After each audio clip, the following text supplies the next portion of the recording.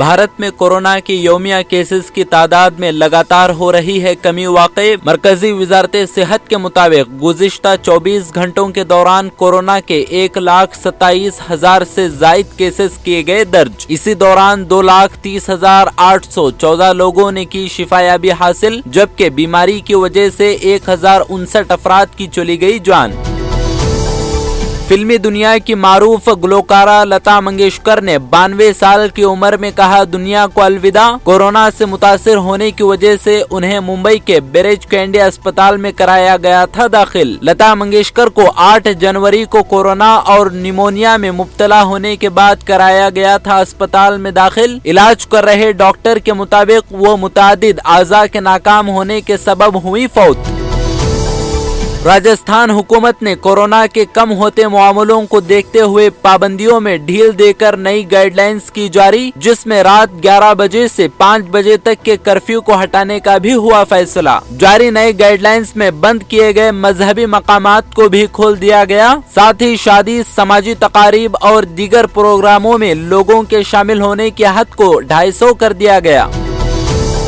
कर्नाटक के कॉलेज में तालिबात के हिजाब पहनने के मसले पर राहुल गांधी ने अपना रद्द-ए-अमल किया जाहिर और कहा कि हिजाब के नाम पर हिंदुस्तान की इन बेटियों के साथ नहीं होना चाहिए ऐसा। ट्वीट करते हुए कहा कि तालीम की राह में हिजाब को लाकर हम भारत की बेटियों के मुस्तकबिल पर डाल रहे हैं डाका। माँ सरस्वती सभी को तालीम से आरास्ता करें, वो किसी में इम्तियाज नहीं करती। जम्मू कश्मीर और दिल्ली एनसीआर में जलजले के झटके किए गए महसूस। सुबह 9:46 पर आए इन झटकों की रेक्टर स्केल पर शिद्दत 5.7 है बताई जा रही। वादी कश्मीर के अलावा जम्मू डिवीजन में भी जलजले के शदीद झटके किए गए महसूस। लोगों के मुताबिक जमीन बहुत तेजी से हिली, जिसकी वजह से हर कोई हो गया खौफजदा।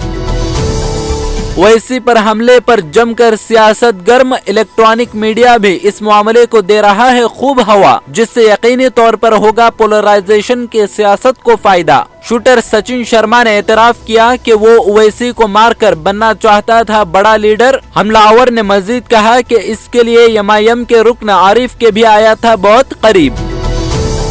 उत्तर प्रदेश असेंबली इंतखाबात 2022 की मुहिम के लिए अलीगढ़ पहुंचे एसपी सरबराह अखिलेश यादव। बीजेपी पर सख्त हमला करते हुए कहा कि ये इलेक्शन आइन को बचाने के लिए है और कहा कि नई लोकसभा बन रही है, बीजेपी हुकूमत में आई तो हो सकता है कि ये लोग आइन को बदल दें। बीजेपी वाले सब कुछ बदलना चाहते हैं और इस बार अवाम बदलना चाहती है वजीर आला योगी आदित्यनाथ को। बहुजन समाज पार्टी की जानिब से जारी उम्मीदवारों की फहरिस्त में शमशुद्दीन का नाम भी शामिल। योगी आदित्यनाथ के सामने गोरखपुर सदर सीट से शमशुद्दीन को बनाया गया पार्टी का उम्मीदवार। अहम सीटों में गोरखपुर के अलावा कुशीनगर के फाजिल नगर सीट से संतोष तिवारी का नाम शामिल। तिवारी इस सीट पर एसपी उम्मीदवार स्वामी प्रसाद मौर्य को करेंगे चैलेंज पेश। गोवा असेंबली इंतखाबात के चलते सुरजेवाला ने टीएमसी के लीडरों से गौर फिक्र करने की गुजारिश। कहा कि 14 फरवरी को होने वाले इंतखाब में इनसे बीजेपी को फायदा होगा या नहीं। सुरजेवाला ने पणजी में कहा कि मैं तृणमूल समेत सभी पार्टियों से करूंगा गुजारिश। सोचना होगा कि जाने अनजाने आप गोवा में एक अच्छी हुकूमत बनाने में रखना अंदाज होंगे या नहीं। कर्नाटक कांग्रेस ने उडुपी जिला के कुंदापुर कॉलेज प्रिंसिपल को बर्खास्त करने का किया मुतालबा, जिसने हिजाब पहनकर आने वाले मुस्लिम तालिबात को कॉलेज में दाखिल होने से रोक दिया। सिद्धरामैया ने कहा कि हुकूमत ने प्री यूनिवर्सिटी कॉलेज सतह पर यूनिफॉर्म को नहीं दिया लाजिम करार, फिर ऐसा क्यों? और कांग्रेस लीडर ने उसे शहरियों के बुनियादी हक की खिलाफ वर्जी भी दिया करार।